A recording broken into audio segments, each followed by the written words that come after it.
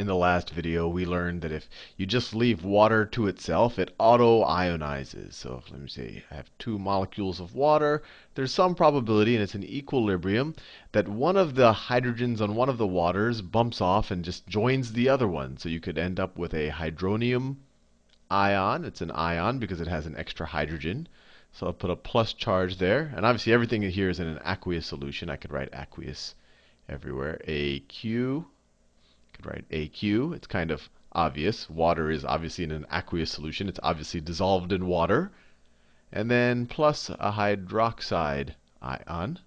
This is the water molecule that lost its hydrogen atom or its proton, because we know that a hydrogen atom, or at least a hydrogen ion, if you get rid of its electron, all you have left is a proton. And that's also in an aqueous solution. And we learned that people really care. I mean, we learned about the equilibrium constant of this reaction. And we also learned that people really care about the concentration of this right here, of the hydronium. Or sometimes, and let me write this again, because this is actually what happens, and I went over this in the last video. But sometimes the same exact autoionization reaction will be written like this.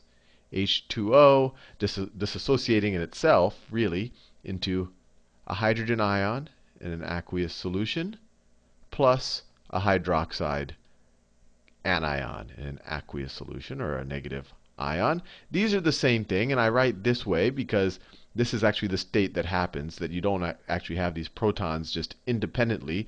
They actually do join onto another water molecule and form a hydronium ion. But these are the same exact concept. But we learned in the last video that people really care about the concentration of, you could pick one of these two. They normally write this one right here. So people really care about the concentration of hydrogen, of your hydrogen ions. And we learned in the last video that just pure water at 25 degrees Celsius, which is room temperature. So let me write that. At 25 degrees Celsius, the concentration of your hydrogen protons, because that's really what they are, or hydrogen ions, is 10 to the minus 7 molar. And then we even said, hey, people don't like to, chemists for whatever reason don't like dealing with negative exponents. So they defined the pH as equal to the minus log base 10 of your hydrogen concentration. And of course, that's equal to minus log base 10 of 10 to the minus 7 for pure water at 25 degrees, which is equal to 7. Fair enough. And you could probably imagine if people took the trouble of constructing this pH thing and saying it's a negative log, they must really care about what the hydrogen concentration of water is. And it does matter in a whole bunch of, especially actually biological systems. All the time people worry about the pH of this or that. And obviously I talked in the last video about pH balanced cosmetics. They're essentially, all sorts of bad things might happen to your skin if the pH of the cosmetic is different than your skin. I don't know if that's a fact, but I guess that's the theory behind it. So there's obviously things in the world that change the hydrogen concentration, that change this concentration. So when we learned about Le Chatelier's principle, we said, hey, if we add more hydrogen on this side, the equilibrium will change and this concentration will go up. And so we would have more hydrogen concentration. I guess on the other side, you could add more hydroxide, and then you would have more OH concentration, maybe a little less hydrogen concentration. So if you care about things that are going to do that to this reaction, you probably want to have a name for them. And the name for them is acids and bases. And I'm sure you've heard both of these words before. So acids, let me write them both down. Acids, acid, and base. Now, just to overcomplicate your life a little bit more, there are actually multiple definitions of an acid and multiple definitions of a base, and they kind of become more and more broad in what they imply. The definition that you're probably going to use the most, or it's the definition that I always use in my head whenever someone says an acid, is it increases hydrogen concentration when you place it in water, in water. And a base is something that increases your hydroxide concentration in water. This is the definition that you're probably going to see in 90%, especially in a first-year chemistry class. And this is called the Arrhenius acid or base. Let me hope I get his spelling right. You should never take any of my spelling words at face value. You should look them up because I'm clearly not a master speller. Arrhenius. Arrhenius with an H. These are Arrhenius acid, Arrhenius base. So for example, let me give you an example. If I were to take some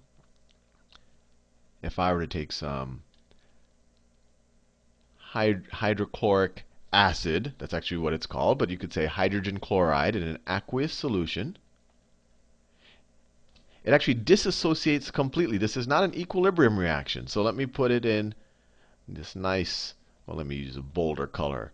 This nice one-way arrow, which says, hey, this isn't one of these wishy-washy reactions that go in both directions. This is a strong acid. It completely disassociates in water into, let me put the hydrogen in a different color.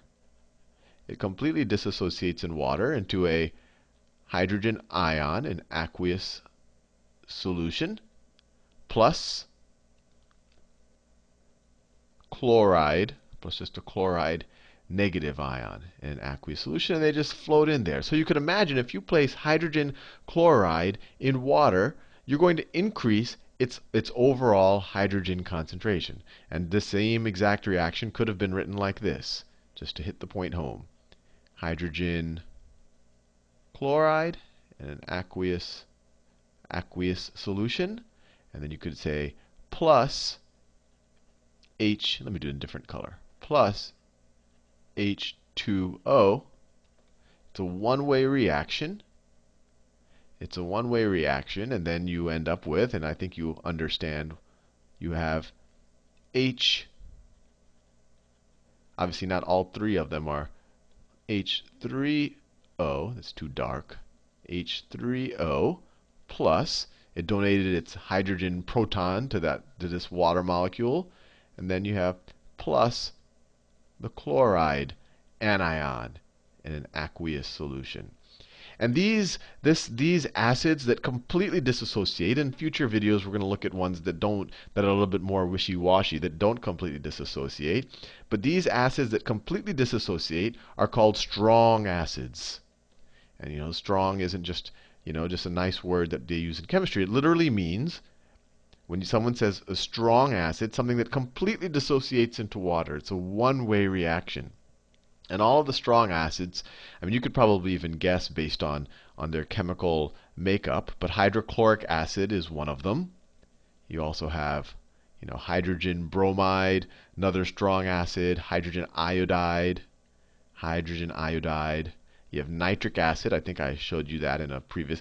All of these, when you put them into water, this little H is going to pop off, join another water molecule, form hydronium, and then this molecule right here. In these cases, these are, well, in the case of chloride or iodide, these are halogens, but they're going to go and form negative ions, whatever's left over.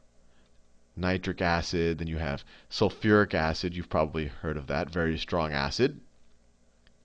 Sulfuric acid, and then perchloric acid. These are the strong acids. O4. And these are good to know because if you see them on a chemistry exam, you know that these are going to completely disassociate. And remember, we keep using this word acid. What does acid mean? It means that these are strong acids. These completely disassociate. And if you like Arrhenius's definition of what an acid is, they increase your hydrogen concentration, because obviously when you throw this in some water, all of these new hydronium ions are going to be formed, and they're going to overall increase your concentration of them, and that's why they're called an acid. And now, if you went on the strong base side, by Arrhenius's definition, right? By Arrhenius's definition, a base is something that creates hydroxide ions or anions in water.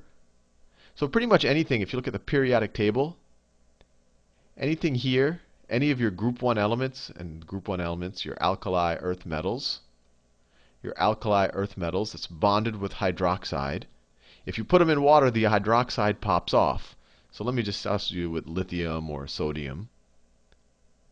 So for example, these are strong bases. So if I take some if I take some lithium, let me do nice lithium hydroxide in an aqueous solution. This completely disassociates. Completely disassociates. No equilibrium here. This is a strong base. So what's it going to disassociate to? Well, the little hydroxide ion is going to pop off. That's going to be a minus. It's in water still. Plus a lithium ion right there. So this will always disassociate in water. The same thing as if you have sodium. Sodium's going to do the same thing. Sodium hydroxide in aqueous solution, one-way reaction. You produce hydroxide and some sodium cations. And so you imagine when you put these in water, this concentration is going to go up. It's just like what we did in Le Chatelier's principle, where we said, oh, what if you add some of this or some of that to an equilibrium reaction? Well, how do you add it? Well, in this case, you can add a strong acid or a strong base. Now, everything I've done so far, this is the Arrhenius definition, where an acid increases your hydrogen concentration, a base increases your hydroxide concentration. Now, that is what you're going to see 90% of the time, but there's a slightly broader definition out there, and that is and I don't know the correct, I always say just Bronsted, but if you don't have fancy fonts, it's spelled like this: Bronsted-Lowry acid or base, and I'll say, but if you have good fonts, there's usually this little cross in the O. So I mean Bronsted. Well, Bronsted-Lowry acid. And all of these would also be Bronsted-Lowry acid. But the broadening of the definition is an acid is a proton donor, and a base is a proton acceptor. So let's look at this definition and in the context of everything we've just done so far. So if you live by the Bronsted-Lowry definition, what is a proton donor here? Well, this hydrochloric acid, let me look at this reaction right here. This hydrochloric acid is donating a proton to this water molecule, right? The proton, a hydrogen atom is just a proton. That's an important thing to remember, because it had a hydrogen ion, because if you get rid of its electron, it has no neutron. It's just a proton sitting in space. So this hydrochloric acid is donating a proton to this water molecule to make a hydronium molecule, and it gave it away. So this is a Bronsted-Lowry acid as well, just as it was an Arrhenius acid. Let's see the Bronsted-Lowry version of a base. Okay, a base is someone who proton acceptor. So this guy, he had this nice little relationship with this hydroxide ion. The hydroxide ion got disassociated, so you can kind of, and it becomes a little bit fungible right here. You can kind of say, hey, this guy accepted this positive charge, or he was, and it's a little bit wishy-washy here, because this isn't, it's not like someone gave it a proton. You can kind of think it as he actually gave away electrons, but if you just look at the final product, okay, he's got a positive charge when everything was done. So you say, okay, maybe that's a Bronsted-Lowry base. Now you're saying, okay, well, why did people even make the trouble of defining a Bronsted-Lowry base when all of the Arrhenius acids and bases could also be Bronsted-Lowry? And well, that's because Arrhenius is you're always dealing with water. Everything's in an aqueous solution. But I drew an example here of a Bronsted-Lowry base. It doesn't have to be in an aqueous solution. So if you have acetic acid right here, that's what's in vinegar, plus ammonia, there doesn't have to be an aqueous solution. What happens? This hydrogen gets donated to the ammonia ion to make ammonium. So this becomes positive, becomes negative. It donated this proton, right? And Arrhenius has nothing to say for this. Because everything he deals with is hydronium and water, but the Bronsted-Lowry definition works in this situation. Now, the last kind of, or the broadest definition. Although, there are all these definitions, but you're going to be 90% of the time good if you just know the Arrhenius definition and just know that Bronsted-Lowry and what I'm about to say right now also exists, and that's Lewis acid and bases. Lewis acid and bases. The acid, now Lewis cares about electrons. Bronsted-Lowry cared about protons. So Lewis, instead of saying an acid is a proton donor, a Lewis acid says it's an electron acceptor. Electron acceptor. And a base is an electron donor. Now let's look at it in the context of everything we've done so far. So, if this is really an acid, it should be a electron acceptor. And the way you can kind of think of it is you had hydrochloric acid before. When this guy gave away this atom or this proton right there, he kind of kept his electron. So he was kind of an electron acceptor. It's a little bit gray area there. I mean, it's not like he took an electron from somebody else. But this would be considered still a Lewis acid. And if you think about a Lewis base is what? It's an electron donor, right? A Lewis base is an electron donor.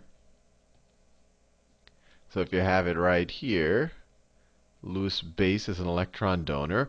This lithium hydroxide, when it goes into water, there's a couple of ways to think of it. You can say, hey, it's donating this OH, which has this negative charge, so it's an electron donor. I don't like it's kind of squishy that way, so I'm not a big fan of that definition. And in my mind, Arrhenius makes the most sense, and it's kind of the purest thing. Are you creating hydronium or not, or are you creating hydroxide or not?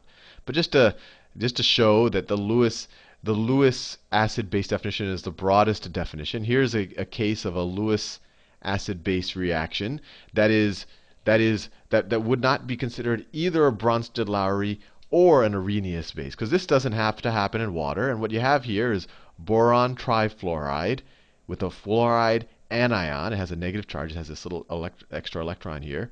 In this situation, this fluoride right here, or this fluorine anion, can donate these 2 electrons. So we could, let's say that this one right here is this one right here.